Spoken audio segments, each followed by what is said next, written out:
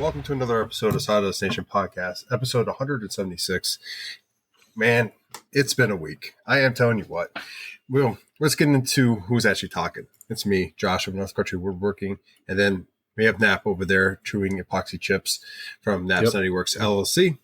And you understand more as we get into the episode of why it's kind of goofy, why we say epoxy chips, and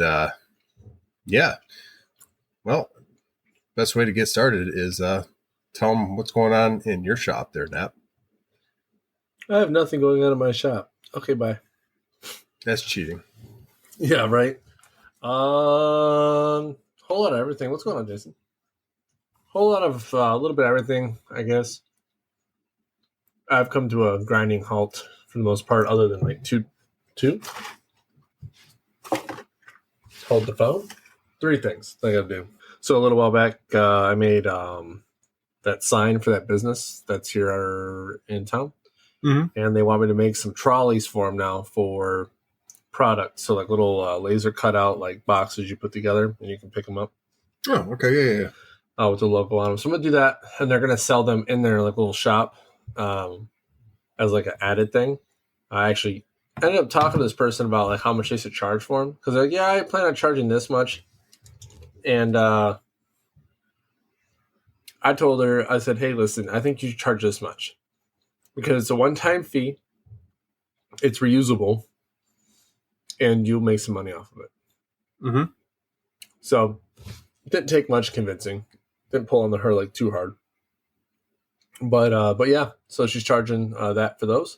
She sent me the file for the box she wants cut from the old Etsy. She picked like a style that she wanted and said, hey, can you cut this? I said, sure. So making that. And then I have one of those baby Chief shadow boxes to make. With one of the ones I said I would never make again, but I'm making it because it's money and I've got time. I'm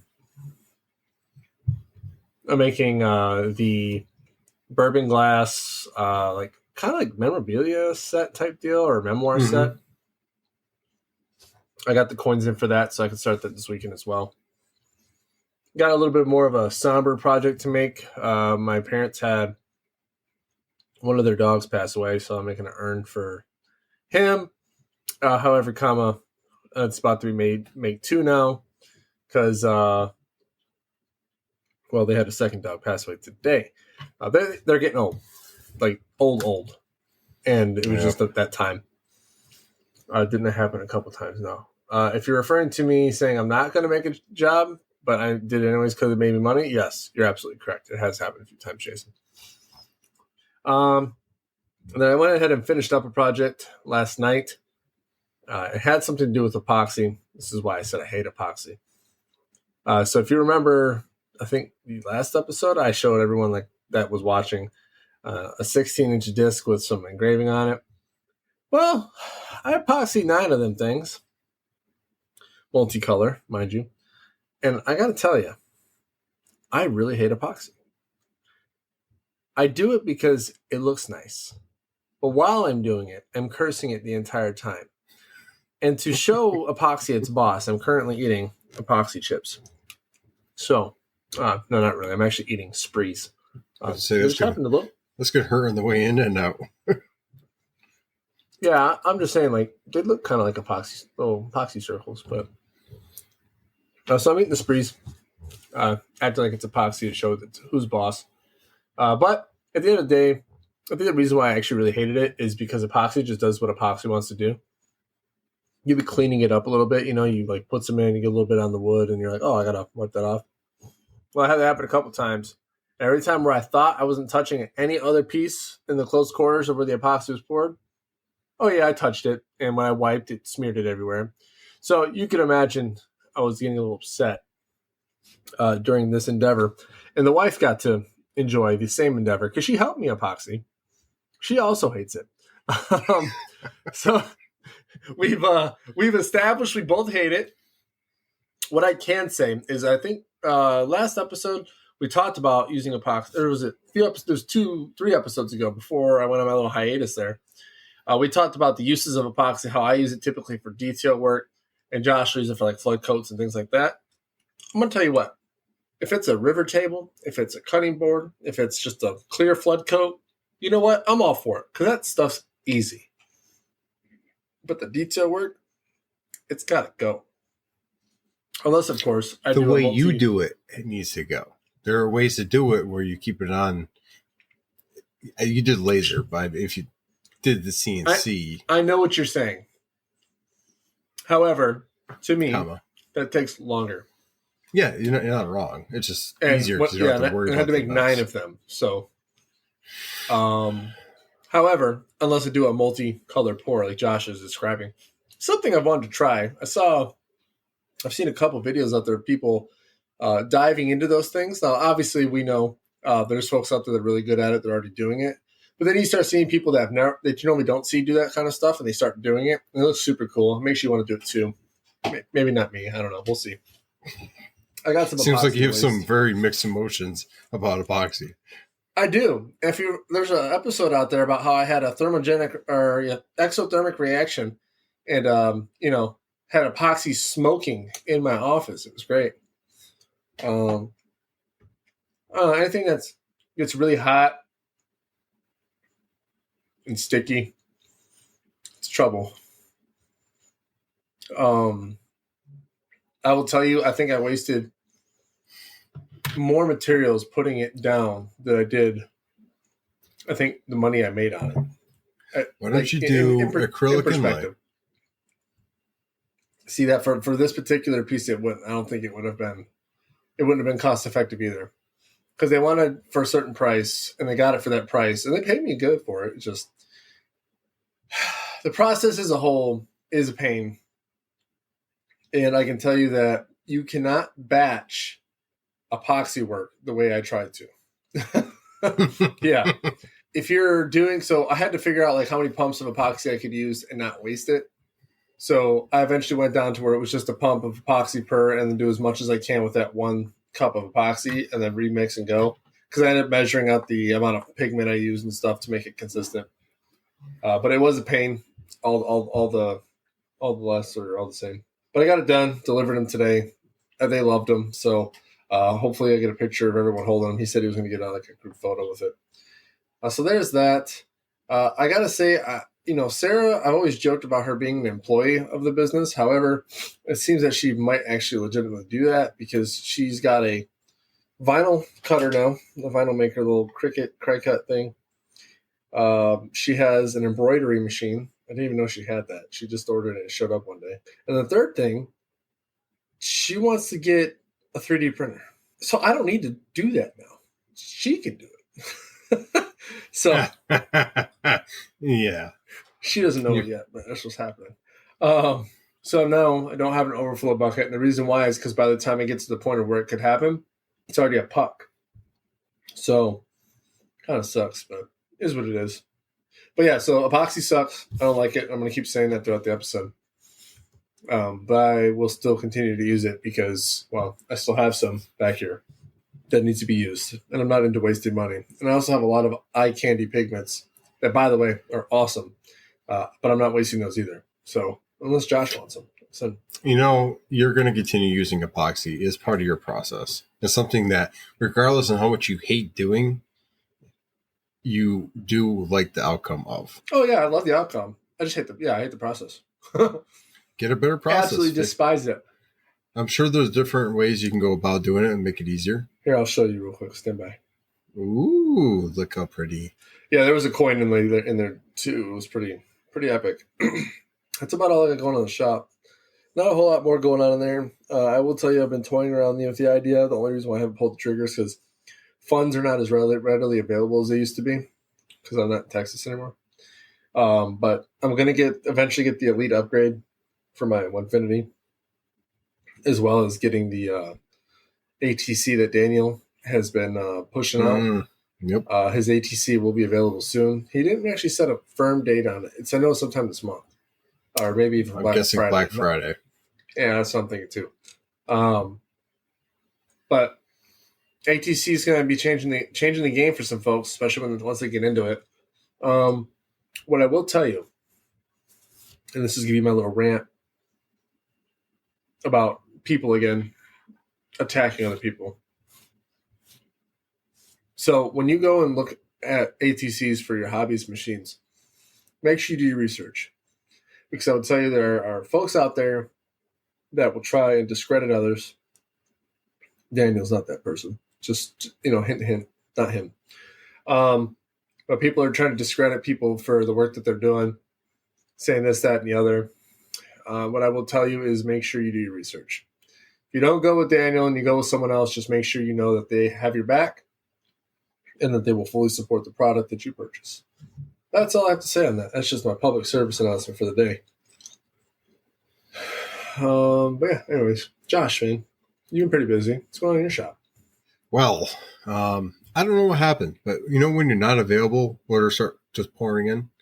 Yep. That's exactly what happened. So, like I said on the live, I don't know what to call it. We called it War Week, whatever.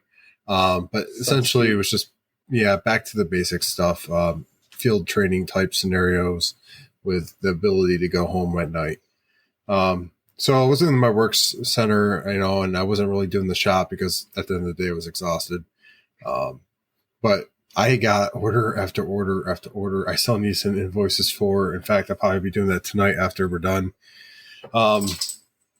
Just people asking questions and wanting to, place an order.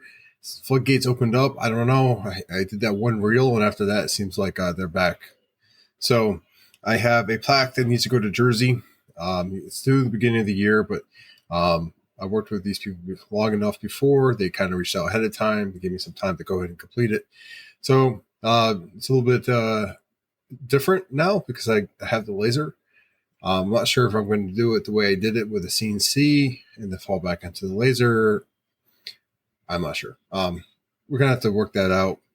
It's not a difficult project. It's just how am I going to incorporate a different machine if I want to do that, if it's easier. The problem I'm running into is masking. There's arguments out there you shouldn't mask something and then put it in the laser. So you got to do some more research and dive in. I've done it before, it worked fine, but again, I'm trying not to set the house on fire. It tends not to work well. So moving past that, I have a friend of mine that just put down his dog last week, and they want me to do a plaque of sorts with the dog paw on there. So he's going to give me that, and we're going to work with him to get that to him. Moving forward, I have another question on the shadow box. They are asking for like a Navy shadow box. The one they sent me was of like Air Force symbol, but they wanted Navy. So I have to clarify if they want a rank insignia or they want like the Navy seal or, exactly what do they want so I can kind of make it to their criteria. I got an order for a plaque that needs to be sent and delivered by the 22nd. I am talking over with a client about 50 ornaments. Nothing too crazy, just their logo, the date, 3-inch ornaments. So got to price those out, get that out to them. Talk about hot and sticky. So yeah, got your attention there, didn't I? My 3D printer has been like a champ. It went through the move. It's been like pumping out projects after projects, no issues whatsoever. I've been changing out filament and color and everything else. And hey, she's bored. Yeah, she talks. Yeah, I love her. That's pretty much what this is. Anyway, I went and I was doing a project for a friend of ours. The filament, I don't know what happened, if it was just time or whatnot. I've been taking apart my 3D printer, trying to make sure that everything's clean and basically trying to put it together. Long story short there, I had to order some more parts because I'm pretty sure the teeth that pulls in the actual filament is going. So I ordered the part. We're talking about a couple of dollars here and there and a new plate and stuff like that. I got it going last night and I thought I might have fixed it. But then I woke up and it was air printing with no filament coming out. So it's still not grabbing the filament as it should. There's only one more setting I could try, which I'll probably do tonight before I go to bed. And if it works, I'll have extra parts at hand. And if it doesn't, then I ordered the right parts. I got the second hand. So I got it from Pete from Petry's Workshop. He sold it to me because he was going with the larger printers. And so it's gone through like mass producing parts. It's gone through me, producing the stuff I do, long prints, stuff like that. So it's bound to have some wear and tear on it. Luckily, I've taken this apart before, so it wasn't such a big deal to go ahead and do. But yeah, I mean, along with the 3D printing, I have Ahsoka's 2 lightsabers in this bag. I'll be together for a friend. Long story short, doing a lot of 3D printing. It's kind of held up a little bit my production of different stuff, but I've been finding ways around it using my resin printer. I'm using the slicer in Prusa and basically able to cut things up enough so I can go ahead and utilize my resin printer. And it allows you to do dovetails and different other connectors. So I have a large print here that I'm doing, and I put dovetails in it so I can piece it out to 3 different pieces and then glue it together, and it should hold just fine. This is actually for a mount. We got the MetaQuest. With that, we need to be able to store it out of the way, especially with the dog. I wanted to be able to hang it on the wall. I downloaded a file, and long story short, that's what I'm printing out today until tomorrow. So I went kind of through some of the projects. I went through basically the big issue I've been having with the 3D printing. But again, being able to go ahead and utilize the resin instead. And then for the character, I've been doing for a young lady that's going through some issues, medical issues. So I'll be getting that done this week. I've been trying to do as much as I can with that throughout the week to get it knocked out. So the shop is getting busier. I've been keeping myself pretty busy with the 3D printing. The current job with the lightsabers, it's a job. I've been doing some other stuff. Resin printing is pretty cool. It's amazing the stuff you can produce. So the nerds out there, or I say nerds because I call myself one. If you've ever seen Totoro, it's a cartoon, My Neighbor Totoro. And my daughter absolutely loves the movie. And I went ahead and 3D printed the figure from that. And she's absolutely in love with it. So it's cool to be able to, like your wife's suggestion, be able to basically make anything. Most of the files are out there. So you can go ahead and, you see something, you're like, ooh, I can make that. And that's kind of what I'm going for with all my shop and my stuff is I like to be able to say I can do, make, whatever. So going on that, I did do a plaque that I posted about today in a reel. I had to turn a little walnut dowel. And I'm talking about like 2 inches. And that was even a little bit more than I needed. So it was nice. I threw it on the lathe. I carved it up real quick and I was able to, what is going on here? That's all you. My stuff is on super silent. I checked it. I'm like, I'm not vibrating right now. I don't know what's happening. There's so much going on right now. Yeah, it's on silent now. Capability, right? So that's where we aim for, at least I do in my shop, is to be able to make things for other things. So like that plaque, I needed a very particular piece. I was able to go ahead and fabricate it and get it into the plaque because I was able to do that. And with my past experience with a knife before I left, I was able to go ahead and make something that was very, I like it how, like a lot of people will make these really bulky holders for knives and stuff. And the way I've been doing it is very minimalistic and it holds it very well. It ain't going anywhere. You can pull that off, but it has to be very deliberate. So I'm pretty happy with the way that kind of stuff is coming out.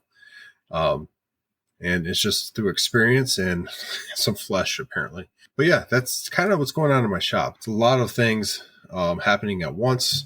I got my phone shutting off now, here and then there. Anyway, long story short, a lot of things happening all at once. And because of that, I'm kind of scatterbrained when it comes to it. But we're getting things done slowly. I'm not getting the shot time like I used to in New Jersey. Slowly working on that.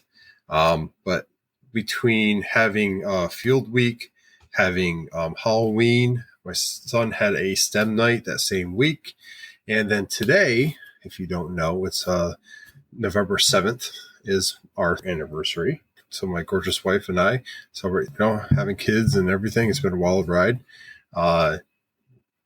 Someday we'll be able to go on a date and enjoy our anniversary again. But it's one of those things where we're in the midst of the whole parenthood experience, and we both know that. So hire a babysitter. That might work. So I, especially me, am very protective of my kids, and I have to know them. I have to trust them. And we just moved here. So that's fair. But okay, I understand that. I get it.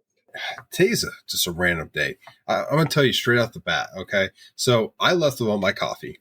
I left without my water bottle. I left without lunch. I go to work. I sit down. I left my notebook at home. I live 5 minutes away, so it wasn't a big deal. I had to drive back. Thankfully, Heather had everything all ready for me. She knew I forgot it. I go get it. I come back, and it's just back and forth all day.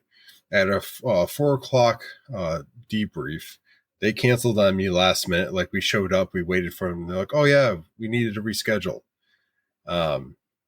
It's been just nonstop back and forth when it comes to stuff. So with that, being able to utilize our new MetaQuest 2, whatever VR headset, it's been nice to jump in there once in a while when everyone's in bed and whatnot, and do some stuff. If you don't have a VR headset, I highly suggest it. It's not something I thought I would own, especially at this point in time, but it is definitely something I'm grateful that we got. So that's kind of on the fun side. Usually I buy tools, and I tell you guys I buy tools and stuff like that, but I haven't bought something in memory other than maybe the truck that's been for fun in a long time, or grilling. Dude, I hear you. I ain't gonna lie to you. Okay. I'm going to get a little businessy real quick. So before I left Texas, I had a goal, right? If you recall, this is many, many episodes ago. We're talking episode in the 90s, maybe. Before I left Texas, I said my goal was to pay off my shop. So I did that. I was able to make all the projects, grinded all the way up until it was time for me to leave. Literally putting my CNC away, making things. And, sending the things out. Pay the shop off, but then I get here, and what do you do when you go to a new place? You got to set it up. I went back in the hole because I had to set stuff up here. I had to buy materials, I had to do all the electrical, all the things. I did buy, rotary CNC. That didn't help, but that was I think that's the only new tool that I bought since I've been here is the rotary CNC, if I'm not mistaken. Yeah, actually, it's the only thing I've bought. It's different. Tool. I told you guys when you're in Texas, and you're getting new tools and everything all the time. You're like, just buy this, and I'm like, even when I was at my busiest in Jersey, and I was doing fairly well, I still made half of what other people are making, and I was doing fairly well. And then for me, I did put some away before, but the gap of 3 months. Maybe we could say 4 months of not having business. I still have bills. For my website and everything else, I had to go ahead and utilize, and I was paying half of the truck too with the shop. So I didn't put away enough. So I'm trying to make up, that gap there. And then on top of that, now I'm starting getting jobs in, but the jobs I'm getting in are not like I were getting in. I was doing a couple shadow boxes a month, which definitely helps. But it's starting to having, let's see, 1, 2, 3, 4, 5, 6, say 7 different projects potentially. I haven't got paid for some of these yet. It definitely helps. It's definitely looking up in that aspect, but I hear you, man. Yeah. It's different. It is different, what sucks is you get these big jobs, I'm not going to lie to you, man. I don't mind the big jobs. I don't mind the bulk orders. I'm going to tell you what, though. If I can just do a couple shadow boxes a month, I'd be set. Because I'll tell you what, man, grinding away at like 60 some plaques like I did, that was awful. Yes, By but those myself. mass pains help. I mean, like you know They damn do. well, like you plaques are not. How can I put this? Plaques can be difficult, but they're not as difficult as people think they are. Does that make sense? There's more work that goes into them than people see, but I'll tell you, the process of making a plaque is not hard. Thank you. Correct. That's probably a better way to say it. It's not hard, but there's still a lot of work that goes into it. I mean, you design it. The design, once it's designed, you're good. If there's multiple names, you have to make sure that they're spelled correctly. That's actually not the hardest thing to do on any plaque, is make sure names are spelled correctly. Especially after long hours in the shop. Dude, I've spelled the most simplest names wrong. And I'm like... Last episode I told you what happened, did I? Mm-mm. I thought I went over this. I actually pulled you. Well, not you per se, but like I went and engraved a plaque, and I went and changed the name and engraved another plaque. But when I deleted the name out, I deleted the like the center of the O and the center of the R, the stuff that wasn't. Yeah, no, you didn't tell me this, dude. Yeah, so I totally deleted that. I did the plaque. I took it out. I'm like, oh, this looks good. I start sanding it off, and I'm like, something's off. And like the Air Force, it's just like a 0, right? It has no center. And like, I'm like, God, man, what am I going to do? And I'm like, I cut out the pieces, and I was going to glue them in, but they weren't holding. And I'm like, man, I got to redo this plaque. And then I'm like, wait a minute. I was pretty upset at this point. Like, I was done for the night, and that like I just had to finish this plaque, and I could be inside spending time with the family. Right. So I'm thinking about like, man, what can I do? What can I do? And then I'm like, nap. Your scenario came to mind. I went to the drum sander, sanded that portion off, put it back, did it, worked fine, finished it. And on that, I forgot to mention this. They wrote on the back of the plaque, but they wrote in permanent marker, and they didn't let it dry. So they were passing it around wet, smeared all the writing on the back. I get a phone call because it was from my shop for going away. And it's from my major. He's like, hey, man, we messed up the plaque. Can you fix it? And I asked, what was going on? And he told me. I'm like, yeah. I brought it back. I sanded it off. I finished it again. And this time I'm like, hey, have someone write one section and then someone write in a different section. Let it dry. Pass it on. Like, you just got to give this marker a chance to dry. It doesn't take long, but like, what have you. So they did that, was Monday into today, and it's been working just fine. But yeah, people are seeing those plaques. I keep getting people like, hey, I want mine. It might be a going away gift, but like people want it to hang on the wall. So, yeah. And I'm cool with that. I haven't brought out the big guns yet and done our actual occupational badge. Wait until I do one of those. I already had the file. Yeah, I've got people reaching out and stuff. I think I've very much made my way into the organizations.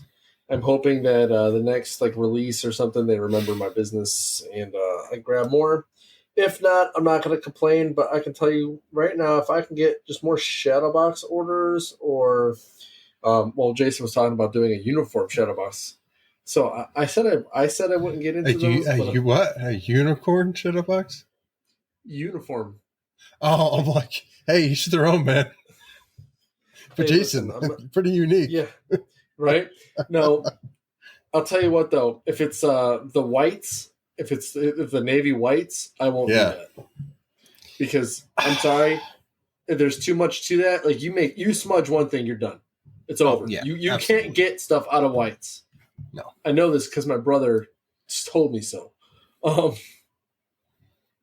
But outside of that, I mean, I don't mind the bulk jobs. I just prefer not to do them by myself, anyways. I agree. They just suck. During Christmas, Heather helps a lot with the ornaments and stuff like that. She kind of gets into that mode better than I do, which I'm very grateful for because, like, we all have our strengths, right? And, like, for me, I like the one-offs. I like to do the things that you might not have done before. Even some of the stuff I like the stuff I've made in the past and moving forward to different stuff I'm making. figuring out different processes, learning how to improve upon them.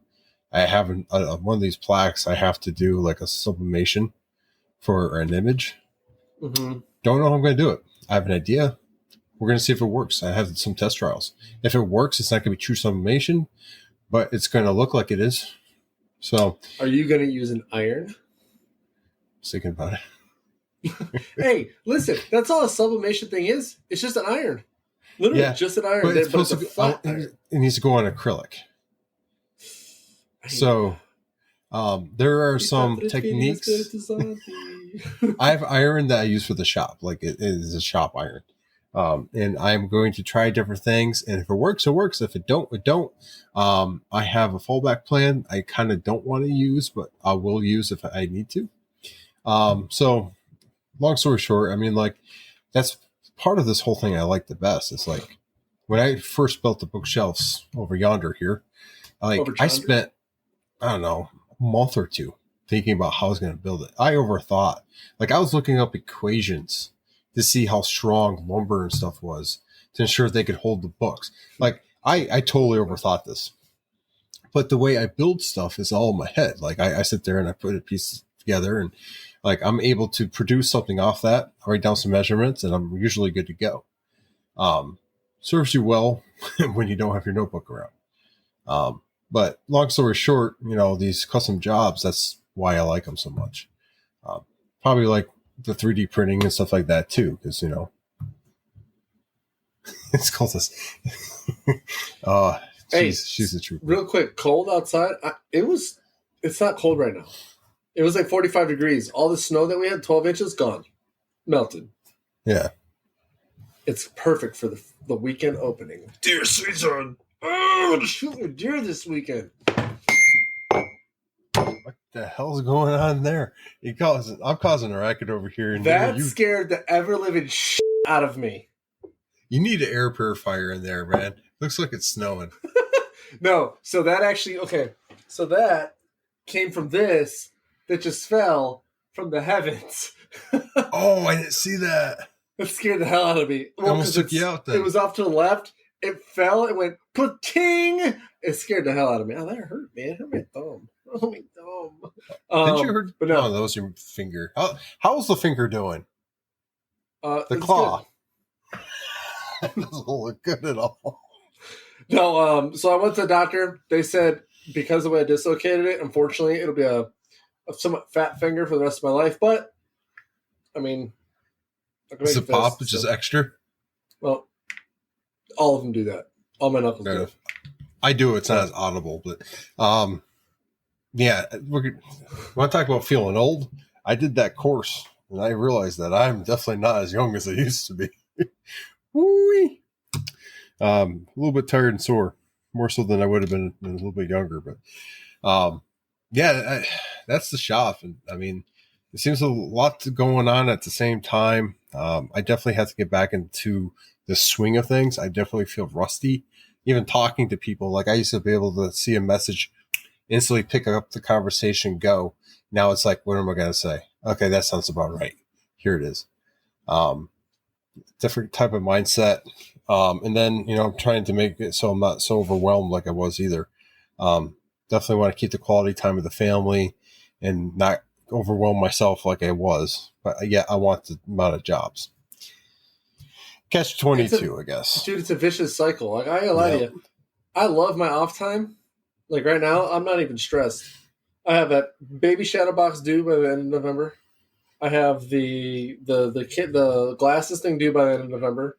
And the trolleys due sometime in the next couple weeks, whatever. But the trolleys are little caddy things will be easy because it's literally a piece of plywood that I'm throwing a file on and I'm sending it. I'll send the first one to make sure it's good.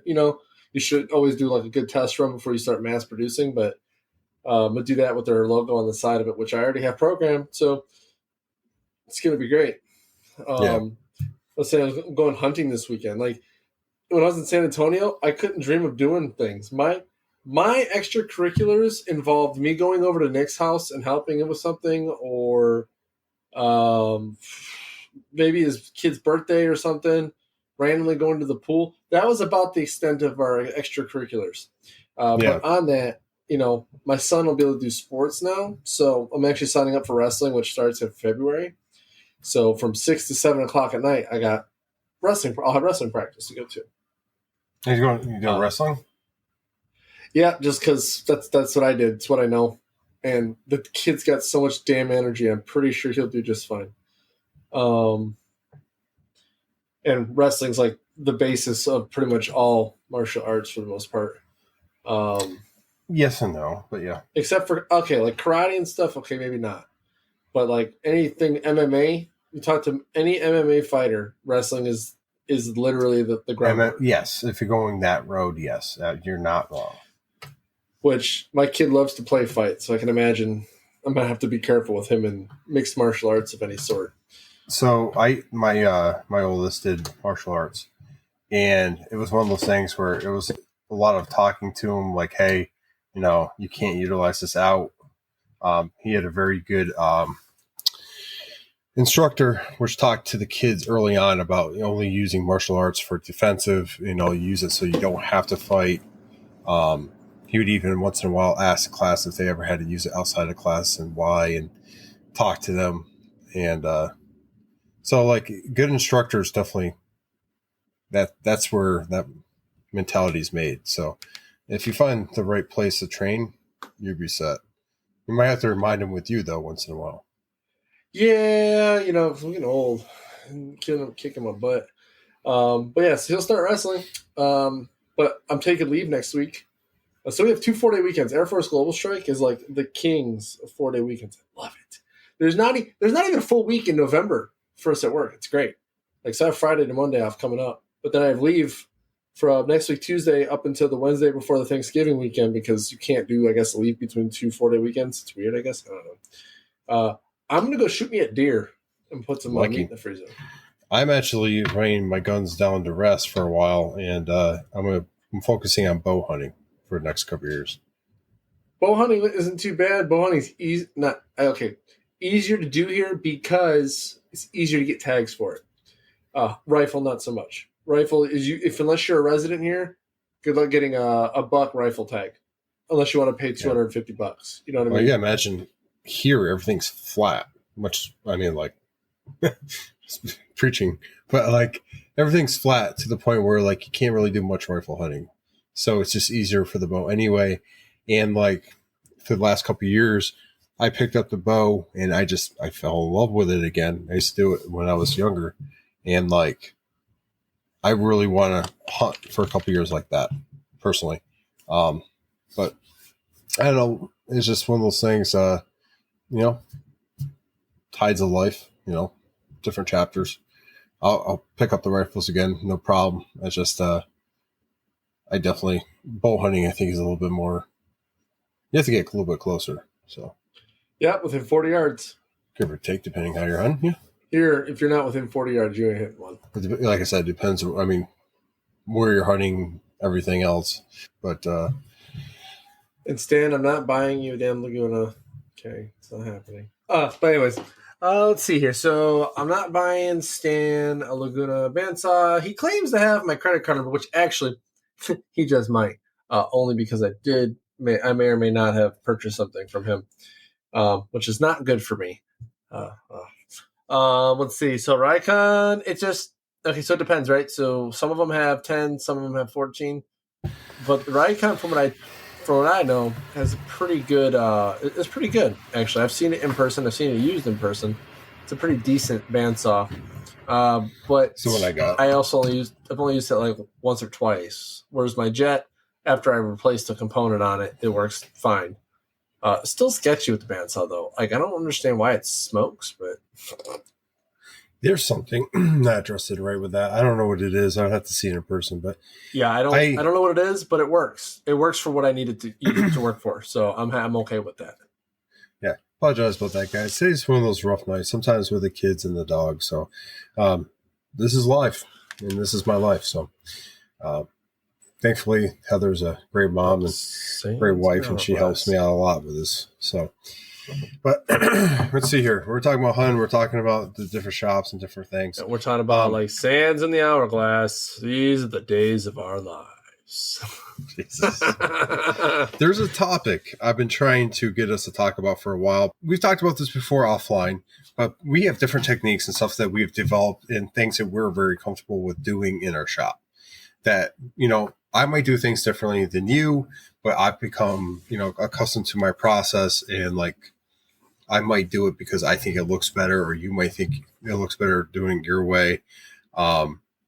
We try different things, but it's still one of those comfort zone buffers, we can call it, where like when you have a last minute project, you know what you could do to go ahead and knock it out fast because you've become really good at that particular process. Sure.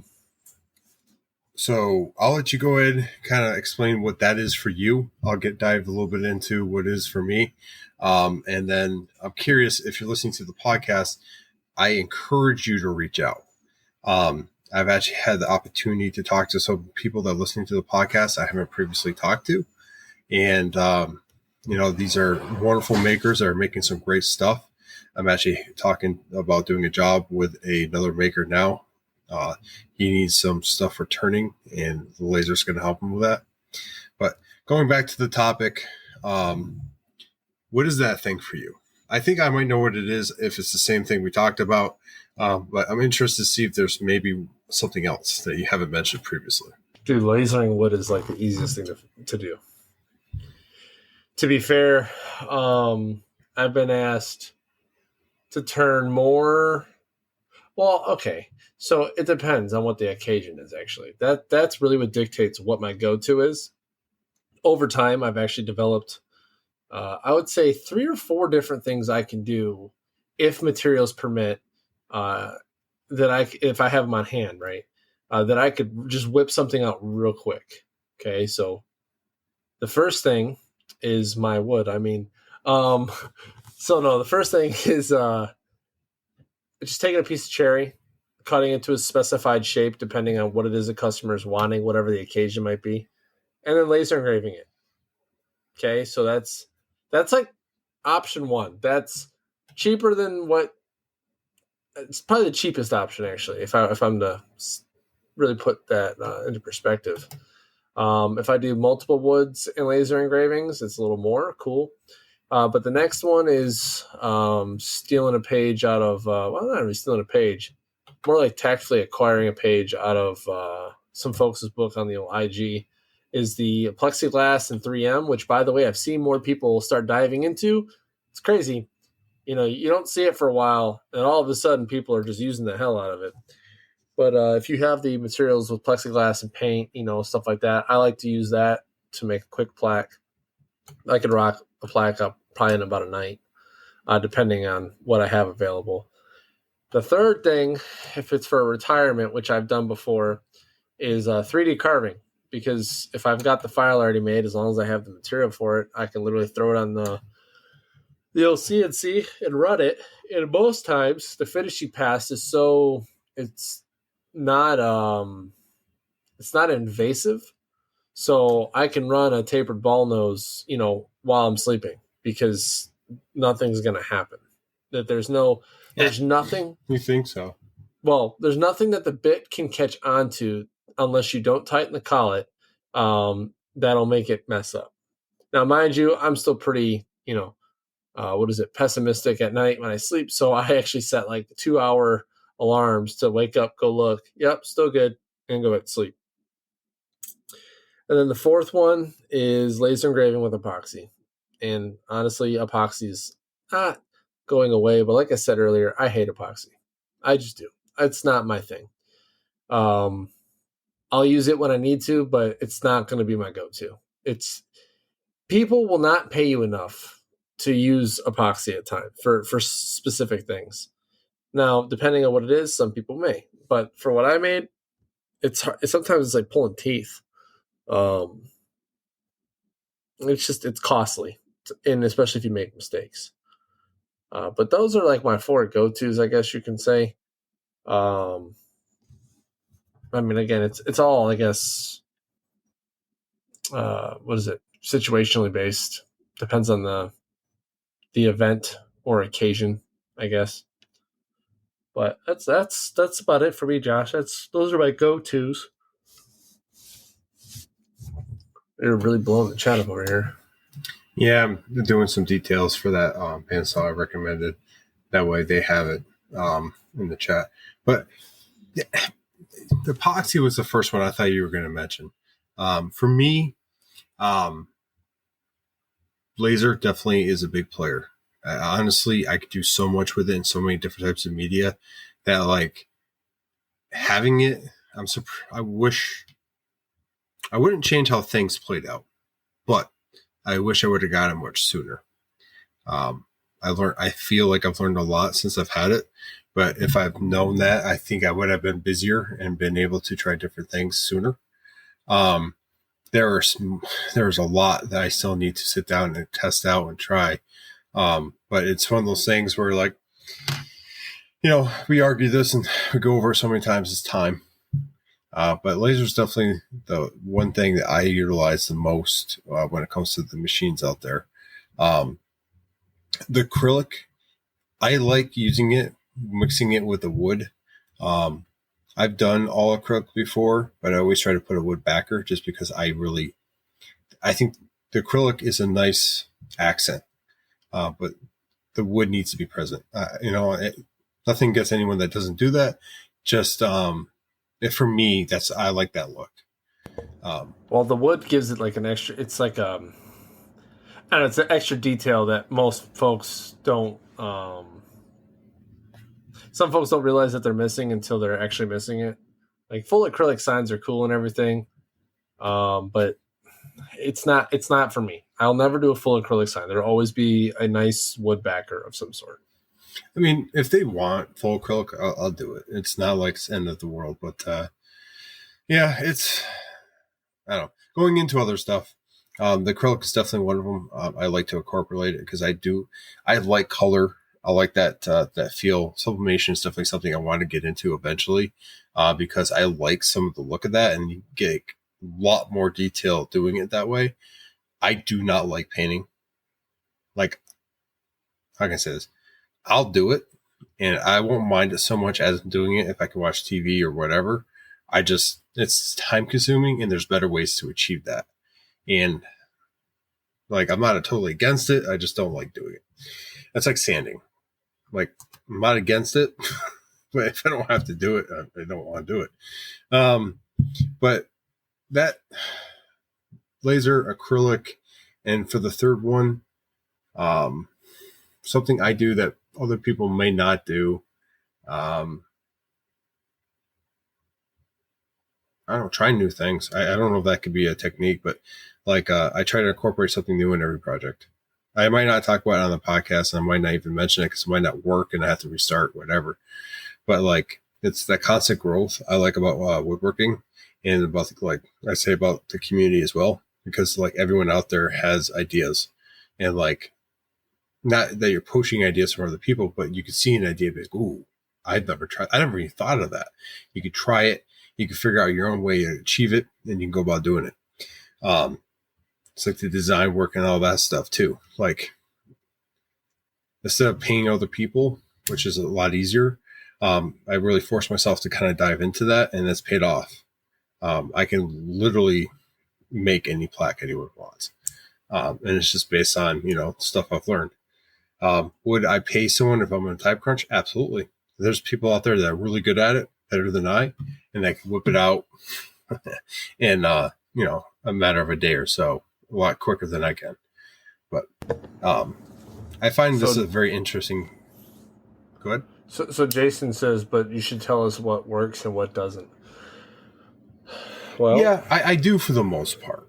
I tell you about the mistakes. I tell you about pretty much everything. I told you about when I sliced with thumb. But there are some things that are just not worth mentioning. Maybe because they're unsafe and that I didn't feel safe doing them. And I don't want, to bring up something that someone's going to try and it's unsafe. Because that's a whole different subject. The things that we do, we show and everything else. If people see your content, hear your content, you're influencing them in some way. Like, it's just the way it is. That's how we are. So like, if we have to be kind of careful on what we share and some of the things, and kind of careful about how we conduct ourselves when we're in the shop talking about the shop. We do share unsafe things to make sure you guys don't do it. But like, Listen, we've all done that shady stuff in the shop. well, Jason thinks because we're older, we can whip it out faster. That's not how this works. Well, he's older than us, so he would have the experience. Maybe I know, right? Oh, tired of it. Yeah. No, so to be fair, everything will work. It's all about skill level. Yeah, honestly. You're right. Yeah, because what may take Josh a week might take me a couple days, and vice versa. Okay, because it's based on what we do the most of. If someone messaged me right now, I need a plaque that has these things on it by tomorrow morning. I could go in the shop right now, use quick set glue a panel. It depends if it's a big, piece of wood or not. the size, yeah. Yeah, so you know what I mean? That also does play a factor. However, most people, they just want like a typical 8x5, 8x7, something small with, engraving. I could pull up all the stuff I need right now, probably design the plaque in about 10, 15 minutes, have that piece of wood shaped and sized, ready to rock and roll, throw it on my laser it, and then put a nice edge on it, put the hanger on the back, all the things, and it'd be ready for tomorrow. Now, they're going to get hit with a rush fee. That's going to happen, but the biggest thing with rushing stuff like that is the glue and then the finish. Yeah, and this is where oil and tongue oil plays a big factor. Tongue oil dries relatively fast if you want a fast finish. So does Odie's oil. So does Bumbleshoots. It depends on the oil and wax combo you use. And to be fair, the fastest I've glued a board up and actually shaped it is 45 minutes. It was just long enough for it to get tacky and to be solid. And there was no stress put on the joint. It was literally, let me glue this. Okay, cool. The glue is just dry enough. Okay, I threw it through the drum sander, which is non-evasive. If I threw it through the planer, well, it might have ended bad. Playing the edges, right. And then run it. It just, again, comfortability and skill. Now, tapes on the glue, everything. Like, yeah, I mean, like, you said it perfectly. One job might take me longer. One job might take you longer. It all depends on what it is. We have our strengths and weaknesses there. And then things we've done more, vice versa. But yeah, when it comes down to that kind of stuff, it's not a race. I mean, we both have had a, rush order here and there, and we're able to knock it out in an hour or two, but it's not something we like doing. We like taking our time doing these projects to make sure that we don't miss anything, it's done correctly, and there's nothing worse than sitting out a project and be like, hey, you might have to wipe this off before you give it to them because the oil's still seeping out. Yeah, I hate that. Like, I don't mind giving people, if I tell somebody like, hey, it'll be finished, just know it's a little oily still. I've only done that twice, I think. But typically, if you buff oil out and it doesn't sit in the heat or anything, it shouldn't seep out, if you will, because of the excess. But honestly, it's only happened like once for me, and it was because it was cooler when I applied everything, and then the day, it started seeping out. And they asked me like, "Hey, I might just wipe it off. This is excess oil. Unfortunately, you wanted it overnight, and you got it." So, hey, listen, but I think the customers do understand that, but yeah, speed doesn't mean quality, and quality isn't necessarily speed. I know some folks, I can think of an individual currently that I've had conversations with where it was speed versus quality, or was it speed versus quality? And it's just because all they thought about was the dollar, and that happens, right? I think I've fallen into the trap once or twice, but I've also messed we up all have at some point. Yeah, and I've had to start projects over because of it. I had to ask. Started them over. Yeah, really, right. You know what I mean? Like, so there was the last epoxy job before we get ready to wrap this up. Nine plaques, right? I etched 3 of them already. I had to remake 2 of them. The board warped, and I couldn't get it to warp back. That is probably by far, not to still what you were talking about, but wood movement is the number one enemy of woodworkers. I don't care how much experience you have. You cannot control how wood moves. You can try your best, but like even the best of us have had issues with that. Yeah, and I'll tell you what, I tried to save it with a couple tricks I knew. It wasn't happening. So I cut my losses, I recut the wood, and now I'm going to take these pieces that are messed up. I'm probably going to glue them together, and I'm going to cut something 3D out of it. Because I could flatten it, and I can do all the things, and I can uncup those boards by sending it through some machines. I just couldn't do it for these because I didn't want to make them too thin. They would have been less than 3/4 of an inch. Yeah, see, well, no, it was dry, Tim. That's the problem. It was dry, and it got more dry on one side, and I tried to re-add moisture, and it did not work. Yeah, it is what it is when it comes to certain things like that. I have a big 3D project I'm going to do for myself coming up. It's just I'm sure it is big. It's going to be big and hard and long and easy. It is. Stan, dude, why are you sending me pictures of big bucks, bro? Come on. Because he knows you're not going to see them. Oh, well, hey, with that, we should wrap this up. You got any final words? Well, first of all, my final word is if Fish and Game is listening, I can't shoot a buck legally, so I'm not going to shoot a buck at all. I'm shooting a doe. But on that, but we can wrap this episode up, though, and maybe continue on more just along the lines of maybe some wood movement and some stories on that kind of stuff. There is an episode out there way early on in the Slaughter Station podcast there was a couple. Talking about magical wood whisperer. His name's AJ Camarado. You should listen to it. He has a special table in his basement that he just sets the boards up against, and they magically go straight again. I don't know how that works, but you know. And Josh is listening because he's probably wondering how the hell I even remember that. No, it's doing this podcast, being able to talk to you guys and Patreons and different people for long enough. The stories that we have and come up with, that we experience and come on here with. It's just magical. Speaking of, and Josh, and this will be the last thought before we close this up, because I would like to go relax now. No offense. Like, I'm relaxing now, but I'm tired. I took a nap before I came to the podcast. Napped. You always take a nap. Dude, I have to. Days are long. I'm thinking about for the New Year episode, we won't record an episode, but rather we're going to do Season's Best Hits episode where we clip certain stories and put them on an episode and put it out. I think that sounds. Are you doing this? I'll pick the episodes. Josh will do the editing. I feel like he's giving me more work. This is some. It's no. I mean, hell, I probably could do it. It's really not that bad with the download. The certain episodes that we're going to use. There's a couple episodes that I have in mind. There's some pretty decent stories. Honestly, you have the software, and if we just cut it, I could piece it together. We could basically do this. But do like a, I don't know, rewind reel or something. We'll figure it out. That's a good idea. I like it. But yeah, just because, hey, guess what, folks? We got families too. Like, I don't want to do an episode on the holidays personally.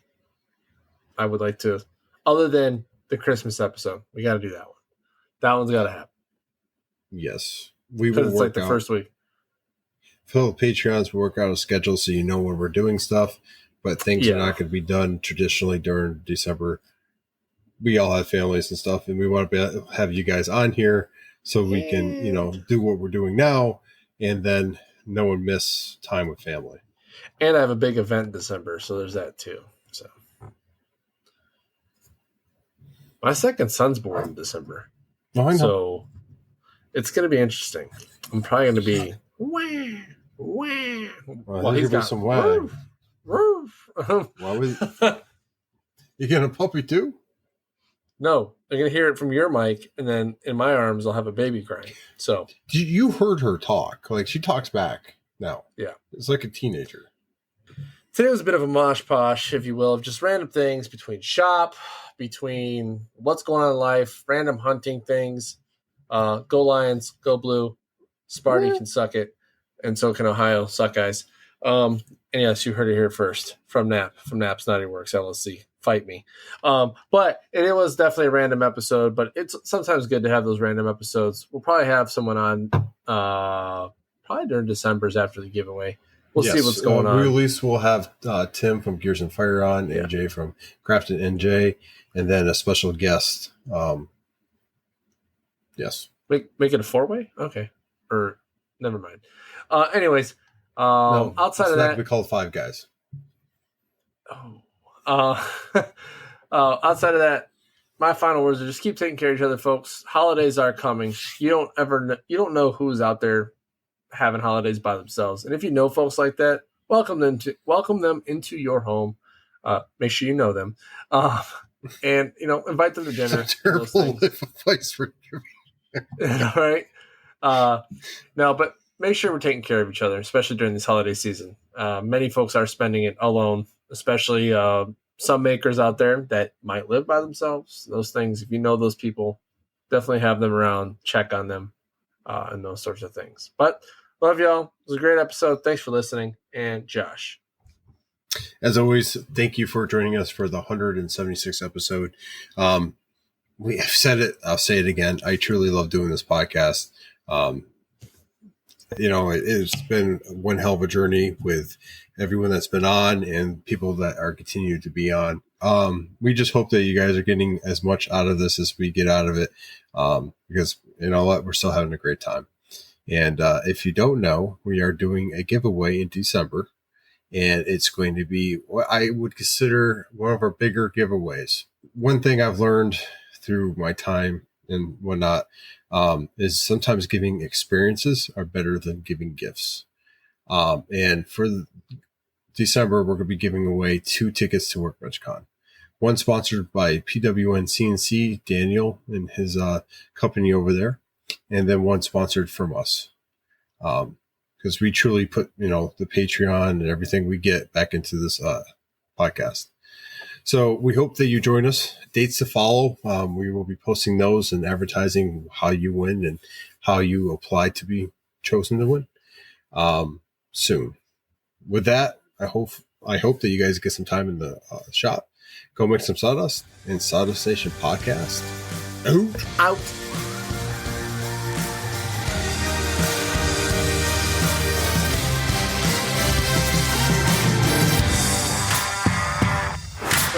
All Sawdust Nation's listeners were murdered for inviting a stranger into their home over the holidays.